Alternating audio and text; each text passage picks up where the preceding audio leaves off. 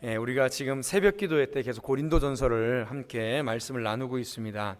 오늘은 그 중에서 함께 나눴던 말씀 중에 한 가지를 더 특별히 다시 한번 나눠보고자 합니다. 그러면서 우리가 우리의 삶의 모든 삶의 양식과 방식이 무엇을 향하여 있어야 하는가를 다시 한번 점검하고 나눠보는 시간을 갖도록 하겠습니다. 고린도시는 그때 당시에 굉장한 도시였습니다. 그때 당시 로마 시대에 로마에 있어서 네 번째로 큰 도시였어요. 굉장히 큰 도시였고요. 무역과 상공업이 굉장히 발달한 도시였습니다. 인구도 그렇기 때문에 굉장히 많았습니다. 지금 우리 제천시의 인구가 얼마나 하죠? 13만 5천, 14만 이렇게 한다고 하는데요. 당시 고린도시는 60만 명이 넘었습니다. 2000년 전에 고대 도시에 한 도시에 60만 명이 넘었다는 것은 어마어마한 그런 도시라는 것이죠. 자유시민이 약 25만 명 정도 됐고요. 그 25만 명의 자유시민이 누리는 그리고 부리는 노예가 40만 명이 넘었습니다. 엄청난 도시죠. 게다가 그 도시에는 그때 당시 헬라 시대에 대부분의 지역이 그랬지만 특별히 고린도시는 각종 우상 숭배가 만연했습니다. 그리스 로마 신화에 나온 12신들의 주신들의 신전이 다 있었죠. 그 신전들이 작았을까요? 당연히 어마어마했죠. 지금도 그 신전의 모습이 유물로 남아있을 정도로 굉장히 컸습니다. 자, 그 반대로 고린도서에 있는 고린도 교회는 작았을까요? 컸을까요? 상대적으로 당연히 작았겠죠. 그런 문제가 있었습니다. 또 그 안에는 고린도 교회 안에는 이러한 우상 숭배의 세상적인 가치관이 들어온 사람들도 있고 또 유대교에서 개종한 사람들이 구약의 율법을 무조건 지켜야 된다, 예수님을 믿어도, 이런 사람들이 있었습니다. 반대로 그때 당시 헬라 시대에 이 사상을 받아가지고 우리는 우리의 영혼은 구원받았으니까 우리의 몸뚱아리는 아무것도 아니다, 마음대로 살아도 된다, 이런 사상을 또 가르치는 거짓 교사들도 있었습니다. 굉장히 총체적인 난국이죠. 그러니까 굉장히 고린도 교회가 힘들고 어려웠을 것입니다. 게다가 노예들도 많았기 때문에 예수님을 믿는 사람들 중에 교회 안에 노예 출신들이 있었고 현재 노예도 있었고 그 노예의 주인도 같이 교회를 다녔습니다. 그러니까 굉장히 신분적인 그런 어려움들도 있었겠죠. 그리고 게다가 우상 숭배가 굉장히 만연했다고 얘기했죠. 많은 신전들도 있었고요. 특별히 그 중에서 아프로디테라는 신전에 무려 1000명이 넘는 여사제들이 있었습니다. 그래서 종교의식을 거행한다 해서 굉장히 음란한 그런 매춘 행위들도 일삼았죠. 그래서 대중적인 집회를 할 때는 의례이 그들이 섬기는 신전 중심으로 모든 것들이 이루어졌습니다. 그리고 고린도에서 소위 성공하고 싶고 상공업에 있어서 무역을 하고 또 돈을 벌고자 한다면 신전 중심의 이방 숭배를 하고 있는 사람들 중심으로 모이는 것이 당연히 다반사죠. 모든 사회생활에 있어서 중심을 가지고 있었던 것들이 이런 우상 숭배를 하는 신전들, 신중심이었었습니다. 특별히 우상 숭배를 할 때마다 항상 필수적인 요소는 그 신들에게 제물을 바치는 거죠. 물론 시민들이 바치는 막대한 제물은 사제들에게 분배됩니다. 이게 제물을 바치는 방식도 굉장히 다양을 하겠죠. 여러 가지가 있습니다. 자기가 입수한 가지고 있는 제물 중에 어떤 물건 중에 일부만 가져가서 예물을 드리는 경우도 있고, 또는 어떤 사람은 조금 이제 물질적으로 약한 사람들은 성공을 하기 위해서 자기가 팔고자 하는 재물을 전체를 신전에 가져와서 그 중에서 하나를 떼서 신전에 바치는 경우가 있습니다. 자, 그렇게 되면 그 신전에 바친 그 재물도 바쳐진 거지만 그 신전에 가지고 있는 그 모든 재물도 몽땅 신전에 바쳐진 거나 마찬가지죠. 게다가 굉장히 많은 사람들이 이 신전 중심으로 살았기 때문에 이 자신들이 모시는 이 신전에 드려지는 제물들이 상상을 초월할 정도로 굉장히 많았습니다. 자, 거기서 일하는 사제들은 자신들이 필요한 신전에 있는 제물 중에 자신이 필요한 것만 가지고 나머지는 어떻게 했냐? 또 돈을 벌려고 시장에다 내다 팔았습니다. 자, 공짜로 받은 거죠. 공짜로 어떤 재물을 자기에게 줬어요. 근데 자기가 먹고 사는 데는 뭐 10분의 1 또는 100분의 1밖에 안 필요한 거죠. 나머지는 시장에다가 판 겁니다. 돈을 더 많이 벌려고. 자, 여기서 이게 문제가 돼요. 만약에 신전에 바쳐진 재물과 바쳐지지 않은 재물을 구별하여 놨다면 고린도 교회에 이런 문제가 우상의 재물을 먹냐 마냐 하는 문제가 생기지 않았을 거예요. 예를 들어서 뭐 제우스 신전에 바쳐진 재물 A 여기다 놓고, 또 아프로디테 신전에 바쳐진 재물 B 이렇게 평상에다 놓고, 우상에다가 신전에다가 바쳐지지 않은 재물 뭐 C 이렇게 놨으면 교회 다니는 사람들은 신전에 바치지 않은 재물만 사서 먹으면 되겠죠. 근데 이 사람들이 그렇게 파나요? 그렇게 안 팝니다. 다 뒤섞어서 팔죠. 그게 문제가 여기 있는 거죠. 우상에게 바쳐진 재물과 또 일반 재물, 특별히 고기들이 구분이 되지 않는 거예요. 고기만 구분이 안 됩니까? 고기, 뭐 야채, 뭐 다 구분이 안 되는 거죠.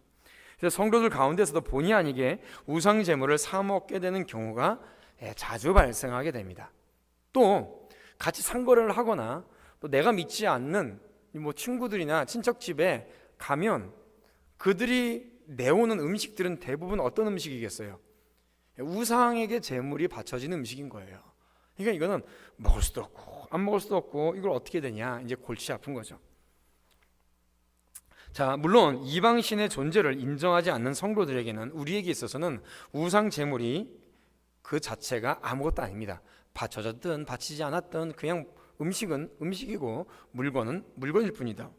그것을 먹는다 해서 특별히 영적으로나 육체적으로 문제가 될 것이 없습니다.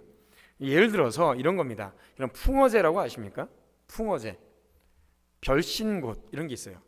아직도 이런 거를 하시는 분들이 많이 있습니다. 어디에서 하냐면 어촌에서 해요. 어촌에서 어부들이 고기를 잡으러 나갈 때에 풍어제를 지냅니다. 그리고 갔다가 와서도 지내는 데가 있어요. 아직도 보니까 별신곶, 뭐 배연신곶 이렇게 얘기하는데, 자, 그걸 이렇게 받쳐줬어요. 그럼 그냥 섞어서 다 팔겠죠. 우리가 가서 먹는단 말이에요. 뭐 예를 들어서 우리 성도님들하고 우리 오늘 회 먹으러 갑시다 해서 갔어요. 그럼 그게 별신곶에 받쳐진 회인지 생선인지 아닌지 모르겠죠. 먹으나 안 먹으나 아무 상관이 없습니다. 받쳐진 재물이든 아니면이든. 근데 문제는 이것에 대해서 교회 안에서 이래저래 굉장히 말이 많은 거죠. 아까 전에 말씀드렸듯이 유대교에서 개종한 이 유대인들 출신들은 우상의 재물은 부정한 음식이라 절대 먹으면 안 된다. 먹으면, 쉽게 얘기하면 먹으면 지옥 간다. 하나님의 자녀가 아니다. 막 이렇게 가르치는 거예요. 또 반대로 영지주의 영향을 받은 사람들은 그리스도 앞에서 자유를 지나치게 주장을 합니다. 그 사람들은 우리의 영혼은 구원받았으니까 육체로 무슨 짓을 하든, 막말로 정말 거기 가서 죄를 짓고 더러운 짓을 해도 우리의 영혼은 자유하니까 먹어도 상관없다. 뭐 이렇게 가르치는 거죠. 기준이 없는 거예요. 기준이. 이런 첨예한 대립을 갖고 있게 됩니다. 자, 그렇다면 기준은 어떤 것에 있을까요? 기준은 먹느냐 마느냐가 기준이 아니라는 겁니다. 먹느냐 마느냐. 자, 성경에서 기준은요, 내가 아니에요. 내가 가지는 경험과 내가 가지는 지식이 기준이 아닙니다. 자, 방금 전에 말씀드렸듯이 우상의 존재란 전혀 아무런 의미가 없는 거예요. 뭐 성황당이 크게 있어서 거기에 뭐 수백 년 동안 그 성황당을 그 지역에 있는 사람들이 모시고 거기서 제를 지고, 그게 뭐 성황당이 그 나무가 그 뭐 마을을 지켜주는 뭐 수호신이다. 그래서 배버려도 상관없어요. 아무것도 아니죠. 생명도 없고 능력도 없고 아무런 가치가 없는 것들이 우상입니다. 때문에 우상의 신전에 제물로 바쳐졌던 음식 역시 성도가 먹든 말든 뭘 어떻게 해도 전혀 상관이 없는 것이죠. 모든 음식물은 하나님께서 우리의 육신적인 유익을 위해서 허락하신 것이므로 감사하면서 먹으면 됩니다. 먹어도 아무런 꺼리낌이 없고, 또한 내 신앙에 있어서 먹지 않겠다 결단한 사람에게 또 이러니 저러니 말을 하는 것도 별반 문제가 안 됩니다. 때문에 다만 각자가 자유롭게 판단하는 문제죠. 여기서 중요한 것은 기준이 내가 아니라는 거예요. 내가 하고 싶은 대로 하는 게 아니라는 거죠. 첫 번째, 여기서 기준은 옆에 있는 성도입니다. 다른 사람이에요. 타인이에요. 자, 24절 말씀 또 또 29절 말씀 함께 읽어보죠. 24절 읽어보도록 하겠습니다. 시작. 누구든지 자기의 유익을 구하지 말고 남의 유익을 구하라. 자, 29절 말씀 또 읽어보죠. 시작. 내가 말한 양심은 너희의 것이 아니요 남의 것이니 어찌하여 내 자유가 남의 양심으로 말미암아 판단을 받으리요. 자, 그리스도인에 있어서 자유의 첫 번째 판단의 근거는 뭐냐면요, 내가 아니에요. 내가 하고 싶은 대로가 아니에요. 누구예요? 함께 있는 성도들, 함께 있는 성도, 특별히 믿음이 연약한 사람들, 말씀에 있어서 아직 확실한 믿음의 근거를 갖지 못한 사람들을 위해서 나의 자유가 있다는 겁니다. 그것을 위해서 사용해야 된다라고 주님께서 말씀하시는 것이죠. 자유가 뭘까요? 자유가 뭔지 한번 점검하고 간단하게 점검하고 넘어가죠. 자유. 우리가 성경에서 하나님께서 말씀하시는 자유하고요, 이 땅에서 일반적으로 말하는 보편적 자유하고요, 또 정치인들이 몇몇 정치인들이나 잘못된 어떤 법을 만들려고 하는 사람들이나 죄에 빠져서 자신을 정당화하려고 하는 사람들의 자유는 다 다릅니다. 우리가 자유라고 할 때 그 자유라는 그 단어의 개념이 다 달라요. 자, 성경에서 말하는 자유는 뭘까요? 자유. 무엇에 대한 자유예요? 로마서 8장 1절, 죄와 사망의 권세로부터 자유하게 되는 겁니다. 할렐루야. 우리가 죄에 묶여 있었죠. 사탄의 노예였어요. 그런데 우리가 예수 그리스도로 말미암아 죄에서부터 자유하게 됐습니다. 그렇죠. 죄의 권세로부터 자유하게 되었고 사망의 권세로부터 자유하게 되었어요. 우리는 그 전에 사탄의 노예였습니다. 불법과 불의와 불신앙 속에 있었어요. 예수 그리스도의 십자가의 죽으심과 부활하심으로 말미암아 그것을 믿음으로 우리는 자유하게 되었습니다. 무엇으로부터 자유해요?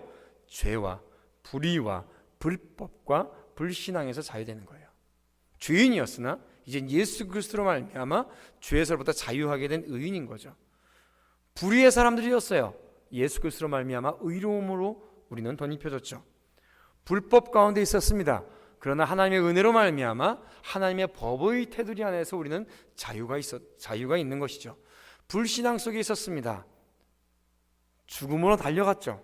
이제는 우리가 믿음과 신앙 안에서 우리는 지옥이 아니라 저 천국, 우리의 본향으로 나가는 사람들이죠. 우리의 자유는 바로 이러한 자유입니다. 때문에 그리스도인의 자유란 내가 하고 싶은 대로, 내가 하기 원하는 대로 무엇이든지 해도 좋다는 것이 아닙니다. 이것은 방종이죠. 방종. 자유는 책임과 그리고 절제를 전제로 하고 있는 겁니다. 따라서 아무리 자신에게 편리하다고 할지라도 하나님께서 원하시는 바가 아니고 교회의 거룩성을 훼손하는 일이며 예배를 방해하는 일이라면, 그리고 성도들에게 덕이 되지 않는 것이라면 기꺼이 그것을 멈출 줄 알아야 됩니다. 그것이 자유예요. 로마서 14장 13절에서 23절에도 동일한 내용의 말씀을 가지고 있습니다. 그래서 특별히 17절 말씀에 어떻게 말씀하시냐면, 하나님의 나라는 먹는 것과 마시는 것이 아니요 오직 성령 안에서 의와 평강과 희락이니라 라고 말씀하세요. 하나님의 나라가 뭐예요? 의와 평강과 희락이에요. 하나님의 의로움이 나타날 때에 그 안에서 진정한 평강이 찾아오고, 그리고 그것이 성도에게, 우리에게 참다운 기쁨, 희락이 된다는 것이죠. 그렇지 않은 것은 자유가 아닙니다. 방종이에요. 마치 하나님의 사랑이 하나님의 공의와 함께 일하시는 것과 같이 그리스도인의 자유는 책임과 절제와 함께 일해야 된다는 것을 말씀하고 있습니다. 때문에 우리의 사소한 행동 하나는 다른 사람으로 하여금 실족하게 하거나 시험에 빠지게 한다면 그것은 믿음의 행동이 아닙니다. 마찬가지로 로마서 14장 23절에 믿음으로 행하지 않은 모든 것들이 죄라고 말씀하시는 것과 동일한 것이죠. 그러므로 성도는 내 자신의 말과 행실에 있어서 반드시 책임을 져야 할 줄 알아야 됩니다. 늘 신앙 안에서 점검하며 이것이 하나님의 의를 나타내는 것인지, 교회의 거룩성을 온전히 유지시키고 지킬 수 있는 것인지, 함께 있는 성도들에게 덕이 되며 예배가 온전케 되는지를 항상 생각해보고 점검해야 되는 것이죠. 그것이 자유인 것이에요. 무엇보다도 이런 삶의 양식은 누구보다도 내 자신, 성도 자신의 영적인 유익에 매우 좋습니다. 내가 하고 싶은 대로 해보세요. 결국 어디에 빠져들겠어요? 죄에 다시 빠져듭니다. 불신앙에 다시 빠져들어요. 불의에 빠져듭니다. 불법에 빠져들어요. 예수 그리스도의 십자가에 죽으심과 부활 안에 우리가 그 죄로부터, 사망의 번성부터 자유하게 됐고 그 안에 기쁨을 누림에도 불구하고 내가 내 마음대로 한다, 자유를 남용한다라면 다시 그 질퍽거리는 죄의 구덩텅이에 내 자신을 내던지는 것과 마찬가지입니다. 자, 사도 바울이 먹는 것에 대해서 이렇게 말씀하셨는데, 먹는 것이 이러한데 다른 것은 어떨까요? 음식은 먹고 없어지면 끝이에요. 근데 내가 입는 옷들, 그렇죠? 내가 주일 전에 나와서 예배 시간에 나오는 옷들, 그렇죠? 내가 하는 말들, 내가 하는 행동들, 모든 것들이 내 자유를 위해서가 아니에요. 내가 하고 싶은 대로가 아니에요. 성도를 위하여서, 교회를 위하여서 이루어져야 된다는 것이죠. 여러분, 이슬람 예배 처소인 모스크에 가보신 일은 없겠지만, 모스크에 가보면 외부인을 위해서 보자기가 있습니다. 이슬람인들은요, 자신들의 신에게 예배를 드리러 모스크에 갈 때는요, 짧은 것을 입고 가지 않습니다. 몸을 보이지 않아요. 반팔, 나시요, 한여름에도 짧은 바지, 슬리퍼요, 절대 안 됩니다. 항상 긴 팔, 긴 바지를 입고 가야 됩니다. 만약에 한국인이라도 우리가 관광을 하러 왔습니다 라고 모스크에 들어가려고 하면 절대로 짧은 옷을 입고 들어가지 못합니다. 그렇기 때문에 그것을 모르는 다른 사람들을 위해서 모스크 앞에는, 쉽게 얘기하면 모스크 앞에 우리 예를 얘기한다면 교회당 앞에 뭐냐면 긴 보자기가 있어요. 옷을 몸을 전체 가릴 정도의 보자기가 있습니다. 담요가 있어요. 만약에 짧은 바지를 입고 왔어요. 그럼 그거를 둘러매고 들어오라 그래요. 만약에 둘러매지 않는다라고 하면 모스크에 들어가지 못합니다. 그 누구도 들어가지 못합니다. 자, 여러분, 우리가 예배하나 이방인들이에요. 우상 숭배하는 사람들이에요. 거의 생명이 없어요. 능력도 없어요. 그럼에도 불구하고 자기가 섬기는 신 앞에 예배하러 나가고 옷 입는 거 하나 중요하게 생각합니다. 근데 우리 그리스도인들은 어떻죠? 예배하러 나올 때, 교회 나올 때 성도들에게 말 한마디를 할 때 어떻게 해요? 혹시라도 내가 하고 싶은 대로 하는 거 아닌가요? 기준이 내가 아닌가요? 항상 함께 있는 성도들을 위해서, 또 교회 예배를 위해서, 또 교회 거룩성을 훼손하지 않기 위해서 배려하고 절제의 삶을 살아가는 것이 그리스도인들의 자유의 모습이라는 것을 반드시 기억하시기를 축복합니다. 자, 두 번째로 그리스도인에서 삶의 양식, 삶의 이유, 말과 행동의 모든 목표점은 어디에 있을까요? 자, 31절 말씀입니다. 31절 말씀을 함께 읽어보죠. 시작. 그런즉 너희가 먹든지 마시든지 무엇을 하든지 다 하나님의 영광을 위하여 하라. 아멘. 무엇을 위해서 합니까? 하나님의 영광을 위해서 하라. 나의 유익을 위해서 하나님의 영광을 위해서 해야 돼요. 타인의 유익을 위해서 하나님의 영광을 위해서 해야 돼요. 하나님의 영광을 위해서 모든 것을 할 때 나에게 유익이 되고 함께 있는 성도들에게 유익이 되고 또 교회도 유익이 되고 하나님의 진리의 말씀이 온전히 선포되게 되어 있습니다. 이 말씀은 그리스도인이 살아가는 모든 행동 강령에 있어서 최종적인 결론이고 가장 맨 처음, 맨 앞자리에 나와야 되는 것입니다.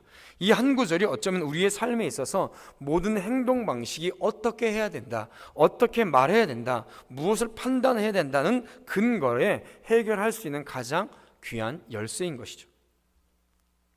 어떤 분이 교회 와서 질문해요. 목사님, 성경에 술 취하지 말라고 하는 말씀이 어디 있나요? 에베소서에 술 취하지 말라고 했지 술 마시지 말라고 하지 않으셨잖아요 라고 질문을 했습니다. 자, 이분의 의도는 뭐죠?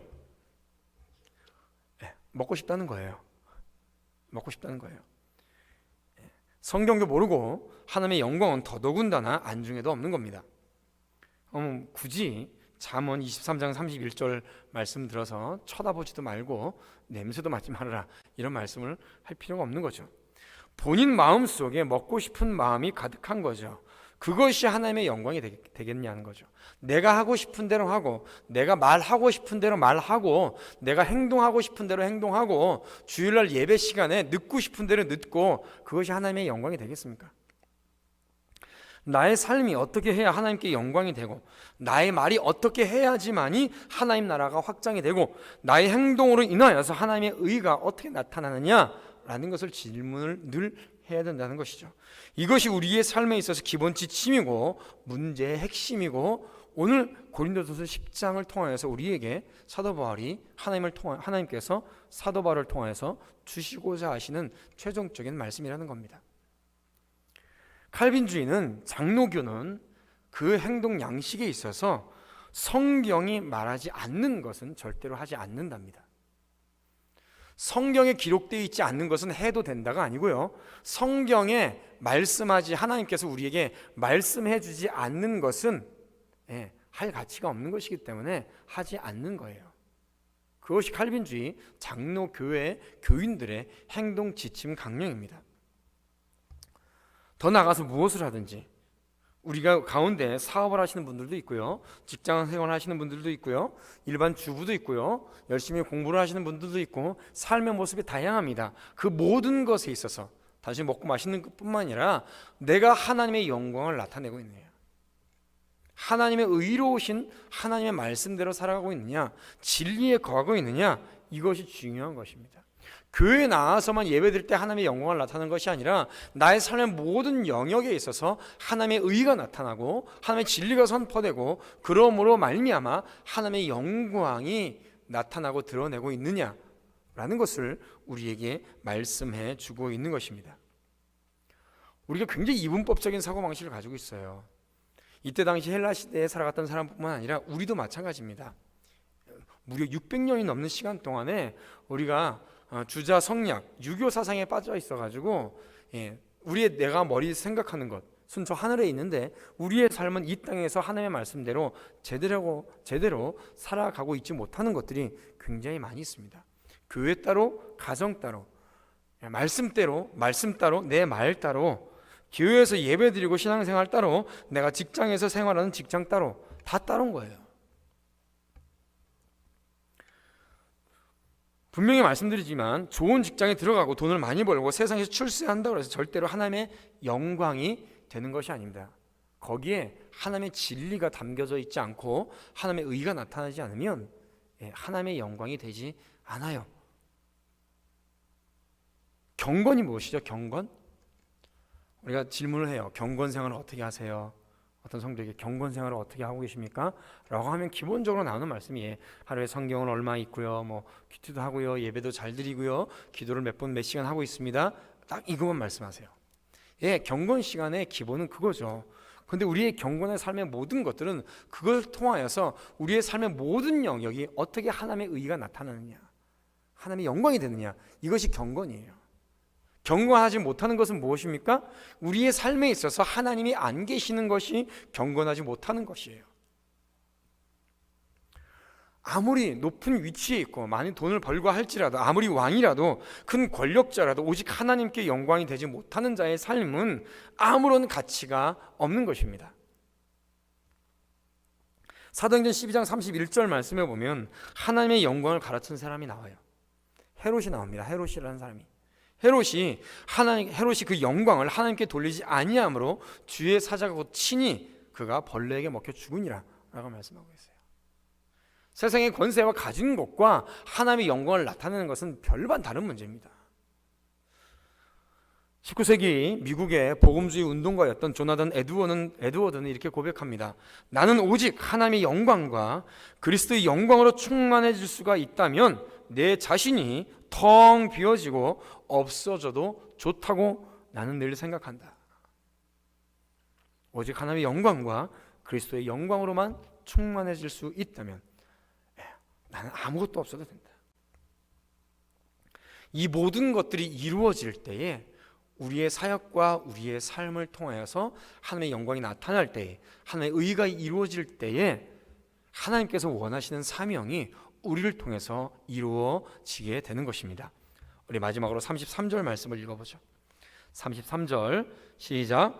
나와 같이 모든 일에 모든 사람을 기쁘게 하여 자신의 유익을 구하지 아니하고 많은 사람의 유익을 구하여 그들로 구원을 받게 하라. 아멘. 아멘. 내 유익을 구하지 않고 다른 사람의 유익을 구하고 내가 하고 싶은 대로 내 자유를 절제하고 책임감을 가지고 그 안에 하나님의 의가 나타나고 하나님의 영광이 나타날 때 어떻게 됩니까? 우리를 통하여서 하나님의 사명이 이루어지는 거예요.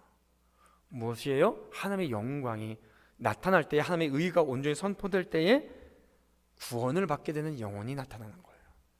구원을 받게 되는 영혼이.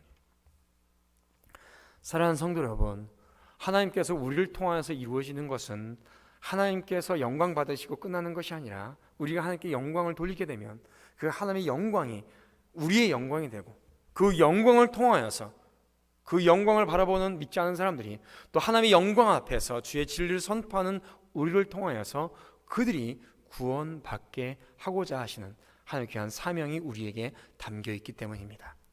사랑하는 성도 여러분, 우리가 이 믿음 안에 사시기를 축복합니다. 이 은혜 안에 살기를 축복합니다.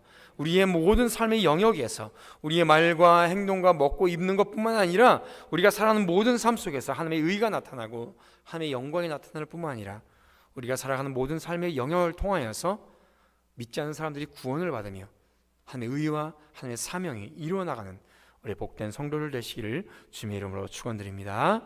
주의 영광 이곳에 가득해